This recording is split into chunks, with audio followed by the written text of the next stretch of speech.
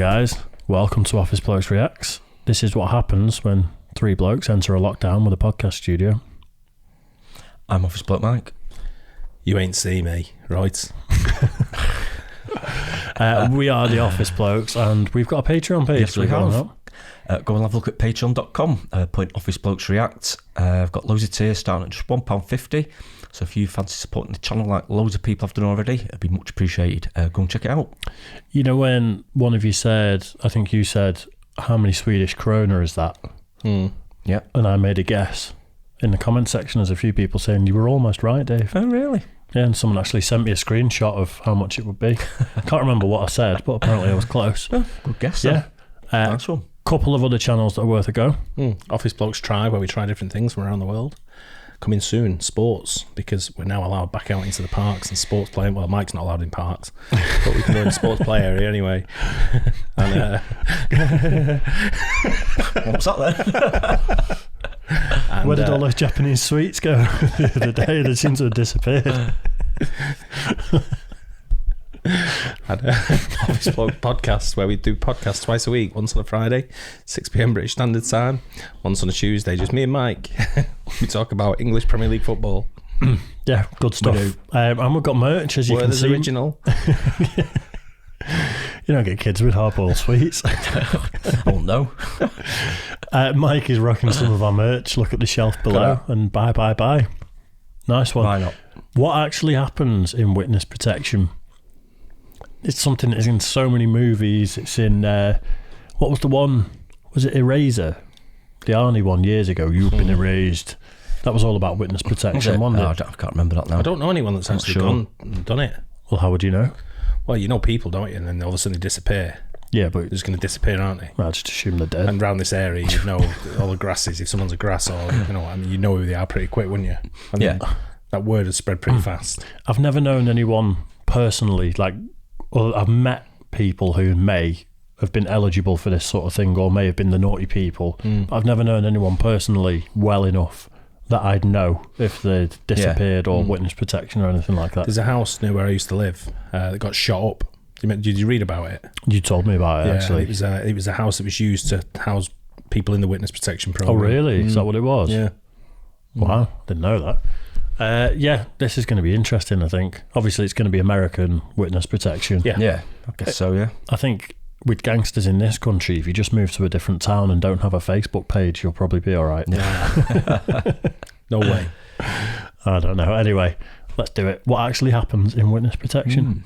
7 suitcases and 2 hours. That's all your family has. Your favorite rock band t-shirt, that stuffed bear you won at a carnival long ago. You can keep those. That baseball jersey you had on when you hit the game-winning home run, you can't take it with you. It has your last name stitched across the back. That last name will soon no longer be yours. 7 suitcases is all your family may take. Nothing large, nothing with your name. It's like getting married and divorced at the same time, isn't it?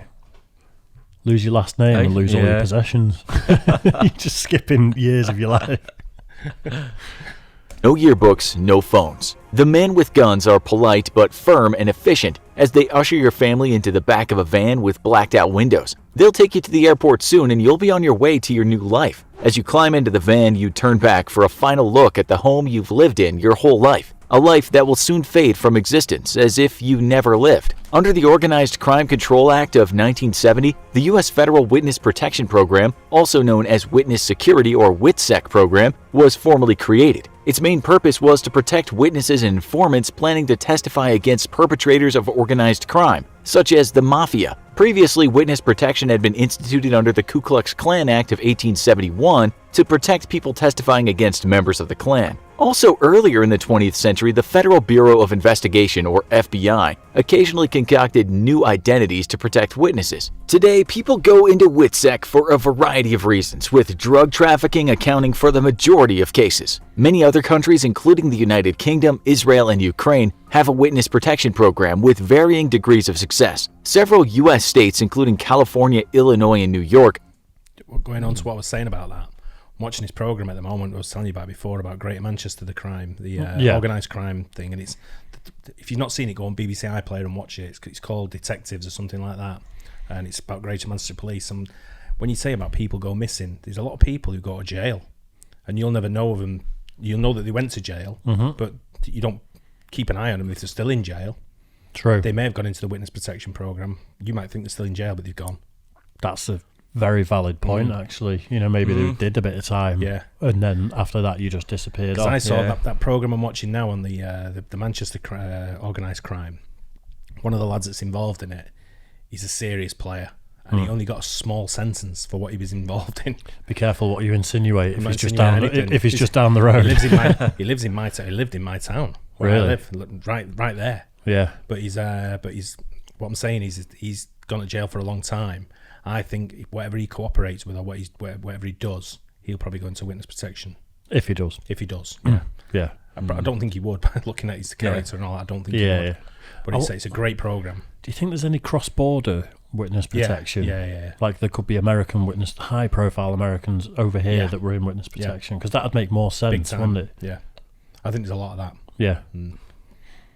Also have programs. However, today we're focused specifically on the U.S. Federal Witness Protection Program and how it works for non-incarcerated participants. How do you get into witness protection? What happens with your old identity? And what happens when witness protection ends? The goal of WITSEC is to provide for the security, safety, and health of government witnesses and their authorized family members whose lives are in danger as a result of their cooperation with the U.S. government. The program is managed by 3 organizations: the United States Marshals Service, which is responsible for non-incarcerated program participants, the Federal Bureau of Prisons, or BOP, which maintains custody of incarcerated witnesses. The third organization overseeing WITSEC is the U.S. Department of Justice, Office of Enforcement Operations, or the OEO, which authorizes and admits endangered witnesses into the program. The first step of entry into the program is that the authorities determine how crucial a witness's testimony is to building a federal case. This is a complete side note, but how do pensions work in America? Is it like the healthcare system where you pay in private? Yeah. Do they have a state pension as well? No, I don't think so. Because I'm just thinking, in this country, you know, you've paid into your pension for 20 years. You're just about there. Or you've only paid into it for 2 years, and as part of your new identity, you say, well, I want to be... My new identity, I've worked since I was 16 at a high-paid job, and I've paid in this amount of national insurance, blah, blah, blah. I'm pretty sure all that's taken into consideration. Yeah. I think so. You get a lot of financial aid. I wonder if they'll go into how much it costs to put someone in witness protection. They might tell you. It's still interesting. There's still 12 minutes left. Nearly as important is evaluating how dependable and credible the witness is. 95% of witnesses admitted into the WITSEC are involved in crime. Very rarely does an ordinary citizen witness a crime and is placed into the program as a result. If the witness's testimony is deemed vital to prosecution proceedings and valid threats against the witness exist, a state or federal law enforcement agency submits a request of protection. A WITSEC application is then submitted to the OEO, detailing the witness's testimony, threats, and risk. At this time, depending on the situation, the witness may be receiving protection from a local law enforcement agency or may have been moved to a safe house. The OEO has the Marshal Service do a preliminary interview with the witness. The prosecutor or requesting law enforcement agency may also be interviewed. Sometimes witnesses are interviewed multiple times by investigators along with psychologists. The psychologist asks very personal questions, such as, does the witness have a history of suicide attempts or extreme violence? If the witness is half of a couple or has children, and the family is going to be relocated, the interviews may delve into intimate details of the couple's relationship and the family's life. The Marshal Service attempts to determine if the witness poses a risk to themselves, their family, or future community. The interviews check to see if there are extenuating circumstances, such as drug or alcohol addiction, which may make it hard to start a new life. A report including psychologist notes is generated for the EOE. Staff at the EOE assess the information and make a recommendation. The U.S. Attorney General makes...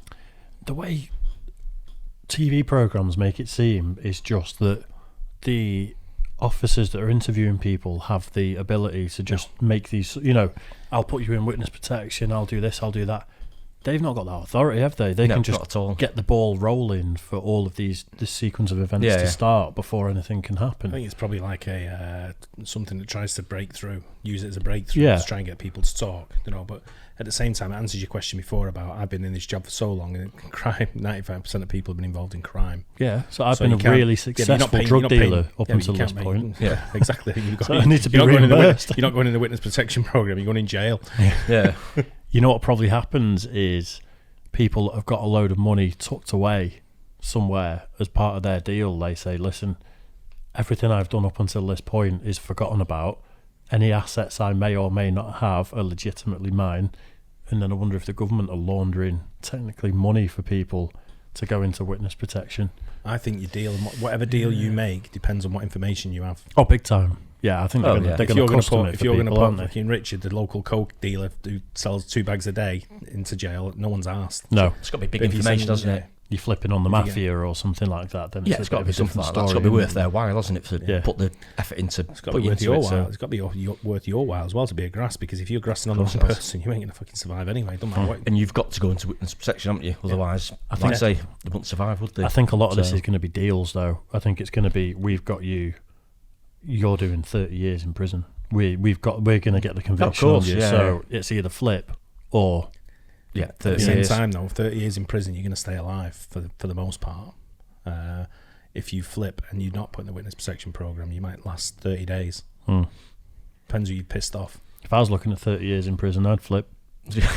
I'm not a criminal, though. I don't profess to be. You know, Dave's a grass.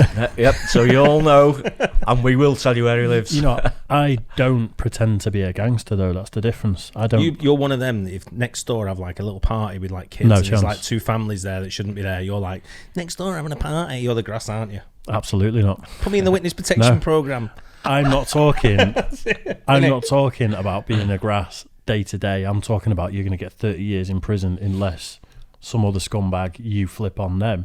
That's why I'm not in that life, because, you know, I'd just be like, yeah, to go into I'm not doing 30 years in prison. You have to fear for your life, because I bet a lot of these go into witness protection because they probably think even if they don't and they don't grass, some people probably think that they're going to grass them anyway, or somebody will, and they'll be in the frame for getting shot or something anyway. So they probably think, listen, I'm out as well. So I'm a mind your own business sort of person, to be fair. But I'm, like I say, I'm not involved in anything like this. So. Not yet. Yeah. Not yet. So you say. The final That's how you get away with it. You don't say anything.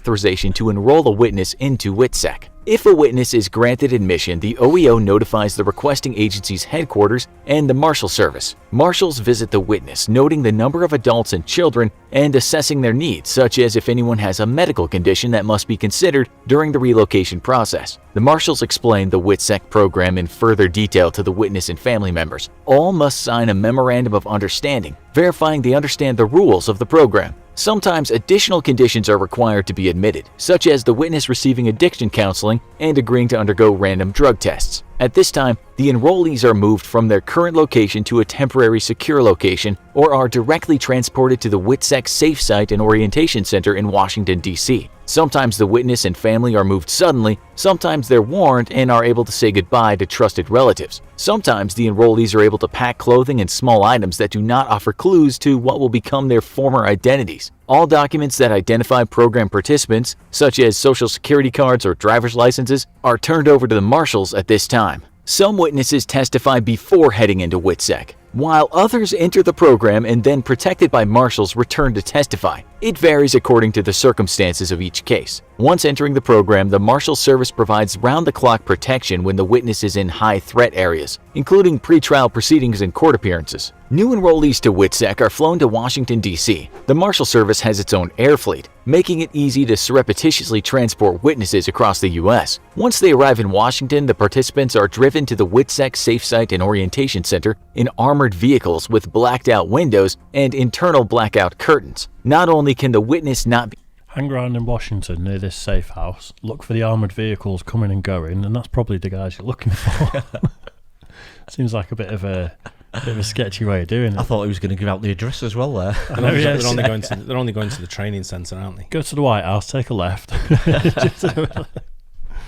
seen, they don't know where they're going either. Early in the history of WITSEC, enrolling and educating participants into the program was more haphazard. In some cases, there was a lot of confusion, and witnesses waited for months for new official documents such as birth certificates. The Orientation Center opened up in 1988 to help streamline the process. Once arriving at the center, participants exit their vehicle to find themselves in a windowless, featureless garage. They never see the outside of the compound. The center is described as a secure area within a secure area. consisting of a maze of buildings enclosed behind a physical barrier, with the outer perimeter patrolled 24 hours a day by guards. Not only is the compound built to withstand a bomb blast, but the grounds and electronic network of the facility is constantly monitored by electronic surveillance, including electronic anti-intrusion systems. A security team uses sophisticated communication equipment and closed-circuit cameras to direct the movements of all personnel and witnesses within the center's grounds. No participants will ever see other enrollees for the duration of their stay at the compound. Participants stay in furnished apartments with exterior courtyards surrounded by high concrete walls. They are not allowed to leave their living quarters unescorted. The Witsec Safe Site and Orientation Center can house up to... Doesn't this show you how high profile some of these people must be? To spend Absolutely. all this money and go to all this effort to keep them safe. Yeah. Like, you're talking, it's real legit. You know, you're putting away terrorists. Yeah, and you're after sort of real high-level criminals. Really and bad stuff. people are after, aren't they? The thing is, when you remove one high-level criminal, someone just takes the role. Of course, yeah, you've got to take away demands. Start again. Creates a void, doesn't it? A vacuum. Someone Shows them steps doing in, something. takes the place, don't they? So Yeah, I've seen a lot of these things where when they take out, you take out one big drug dealer, two crop up, and then they're battling each other and things get worse, and then Just you take starts them out again and and- it kind of just... vicious circle, isn't it? You know. 6 families at a time. At the Orientation Center, enrollees undergo medical and dental exams. Psychological exams and counseling are also given, as well as vocational inventories. Participants are intensely interviewed regarding their background, where they've previously lived, visited, and where relatives live. With the help of staff, participants create a new identity, complete with a new background, including a family tree that goes back to new grandparents. Based on interviews and test results, enrollees are assigned a special U.S. Marshal known as a witness inspector who oversees a particular region of the U.S. For the rest of their lives or until they're assigned a different contact, the witness inspector is their primary point of contact for the program. During their time at the Orientation Center, participants choose a new last name. It must be ethnically compatible and not tied to the witness in any fashion. Participants are advised to keep their first name, but may choose a new name if they so desire. They're encouraged to choose a last name that starts with the same letter as their former last name. These choices help to limit participants' mistakes in the future. Parents are especially encouraged to keep their child's first name. Witsec will not allow participants to choose the name of a celebrity for their new name. Upon decision, the staff begins calling participants by their new names. Children undergo training in spelling, rehearsing, and learning to write their new name. Once chosen, names are legally changed via court approval, and the participants are supplied with documents for their new identity. All the identification provided to participants is officially backstopped with a legal paper trail. School records, transcripts, and employment histories are also created under the participants' new identities. Witsec uses front companies and also has agreements with legitimate companies to help provide realistic employment histories. However, the program doesn't provide fake resumes, references, or certifications. So if a witness hopes to become Chris Hemsworth, heart surgeon, it's not happening. The participants are assigned to a location to move into their witness inspector's region. Once assigned, the participants study and familiarize themselves with their new hometown. After the participants complete the orientation, they're transported to their new location and situated in temporary housing. The witness inspector helps the participants settle into their new town, assisting with finding permanent housing, enrolling children in school, finding doctors, dentists, and even houses of worship. Witsec pays for witness housing, new furnishings, and a temporary salary based on the family size and cost of living in the area. Participants are supposed to get jobs and become self-supporting within 6 months. Witsec may also back or arrange loans to help participants purchase a used car. The participants who previously might be used to easy money may receive budget counseling and are taught how to pay bills. The first few months of relocation tend to be the roughest. Participants are often homesick and lonely. You might be going from being a high-profile drug dealer that's living the sort of ridiculous life, High life, and it's like now you've got a small budget. Parking attendant. Yep, normal everyday job, no frills. It's going to be a big come down for some of these people, Oh, isn't it? huge. Wonder how many massive. go in, I wonder how many go in from being a high-profile drug dealer, go into the witness protection program, get moved from like I don't know, Los Angeles, get moved to like in somewhere in the back end of I don't know Kansas, and then they go back into drug dealing. Start hustling again. You think they'd be highly tempted, wouldn't you, with what they've got to be missing out on, especially like money-wise. And I wouldn't mind betting there's restrictions on this where if you relapse into your old life, you're done. You know, all the support goes away. But then you can't change their identities back. No, but Yeah, true, yeah. No. I wonder if they move them on again.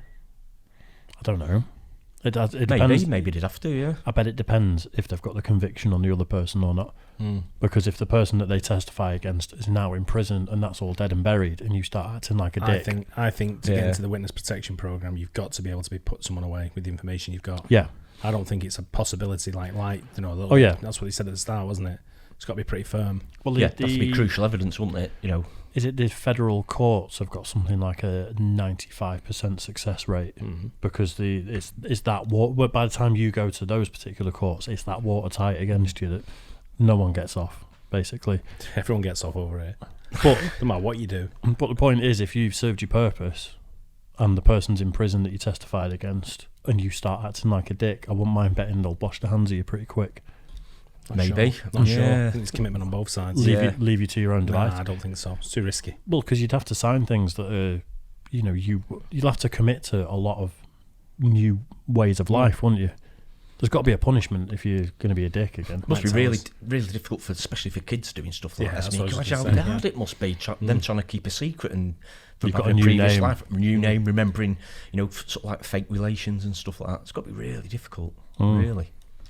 Former criminals turned witnesses are used to spending time in the street or with their gang. Suddenly, they're forced to spend a lot of time with their spouse and kids. It can be an emotional pressure cooker situation. Participants can receive mail from trusted relatives via secure mail forwarding channels. However, since mail can be incriminating, once read it must be turned over to WITSEC. Also, participants are allowed to call family through secure telephone hookups. In addition to their witness inspector periodically checking in, participants also have a 24/7 number to call for emergencies. If the witness has to give testimony, the Marshal Service must be notified at least 10 days in advance so they can come up with a plan to securely deliver the witness for court proceedings. Previously, witnesses have been transported to testify in mail trucks, helicopters, and even fishing boats to thwart assassination attempts. At trial, even witnesses no longer in the WITSEC are given protection if they're testifying in cases for which the witness originally entered the program. WITSEC is voluntary, lifelong, and the participants may leave at any time if they wish, although the marshals do not suggest doing so. As of 2019, about 18,900 witnesses and family members have been relocated since the program's inception. WITSEC claims that no witness security program participant following program guidelines has been harmed or killed. About 30 witnesses who didn't follow the rules or left the program have been murdered. WITSEC is not without its critics. See, there's going to be another element to that. There are 30 of them have been murdered. You've probably got some quite rough people that are going into witness protection. They might not have been murdered by the people that wanted to murder him. They might have been going out being a scumbag, getting in bar fights and causing trouble and just been murdered. Just by the way of, maybe. They've been murdered by fucking the mafia. They've been, or the gang they've gone against. I'd guess they've been got up, definitely. Yeah, I reckon. I guess we'll I know what you mean, though. There's that type of people used to that type of background. You've always had a posse behind you and you're still walking with that sort of swagger, but there's no one behind you now. And you run into another group of sketchy people. You decide you're going to start selling drugs again, like you said before. I think these are the ones that have gone out of the program and gone back to their old life. Back to their old ways and where they lived and where they're from, and someone's just bunked them off. Yep.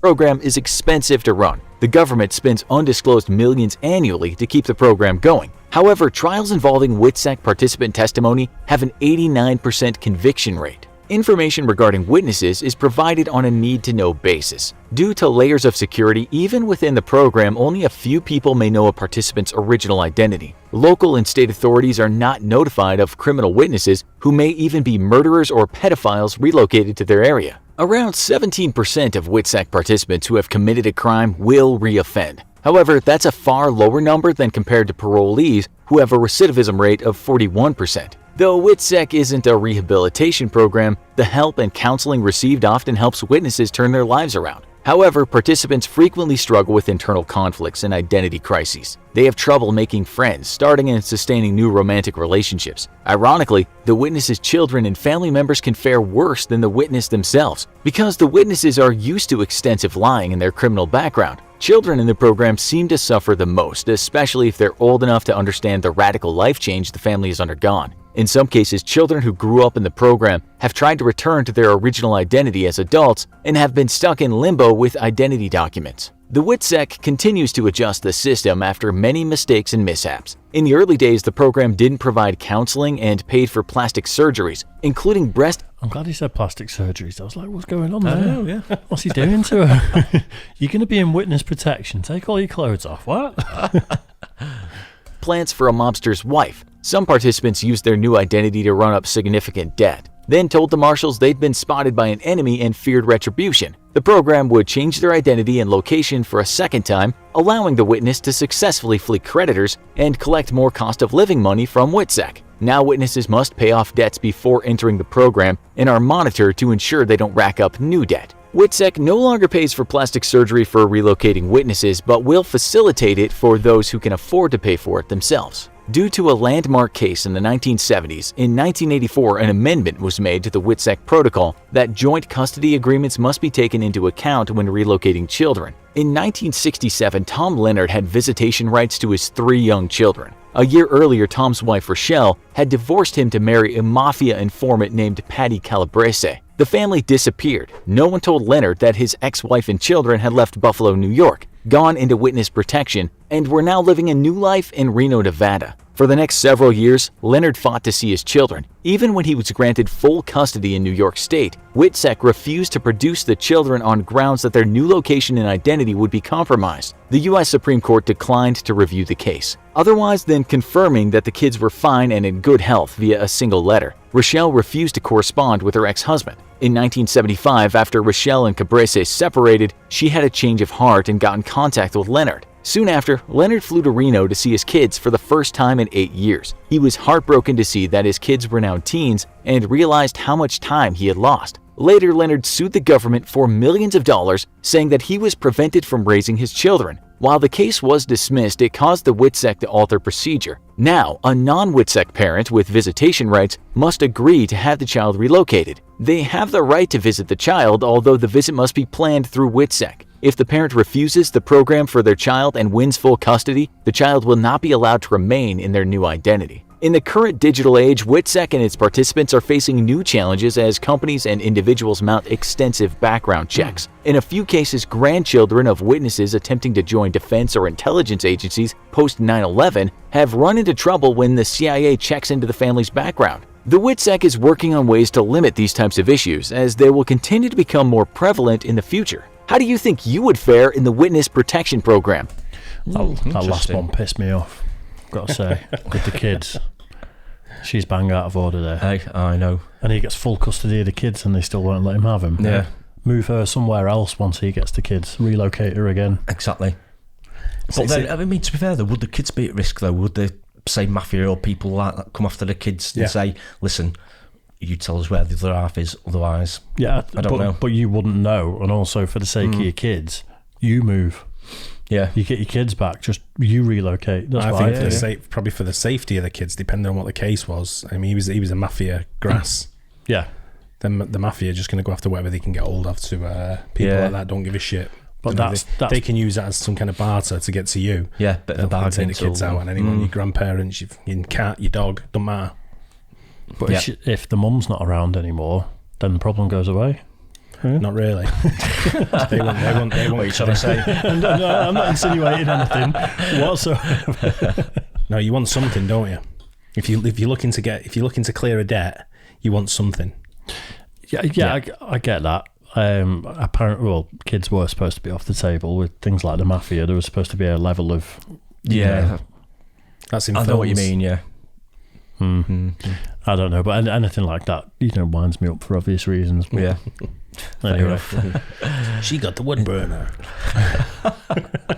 I'd find out where they are and just take the kids. I bet your ex is using the wood burner tomorrow, even though it's like fucking scorching. Outdoors, she'll still have it on, poking it. Don't. He's going. So the windows and doors open, out in the garden with the log burner going. Right. Yeah, if he's smoke coming out the chimney through the window. Coming out the chimney tomorrow. Tears rolling down his face. Music playing in the back. He's nearly crying now. He's got that weed voice. That guy with the weed voice going on. He looks a bit like Paris now from that program. I think he might have mention names. I had no part of that. I am not going to comment. Nope. No further comment, Your Honour. No comment. No comment. Anyway, hope you guys like that too. Whoever you are and wherever you are, we're watching you. We're on to you. We might know. We might not. Who knows? Yeah, sleep well. Don't forget, like and subscribe, and we'll catch you guys on the next one. Cheers, guys. Cheers.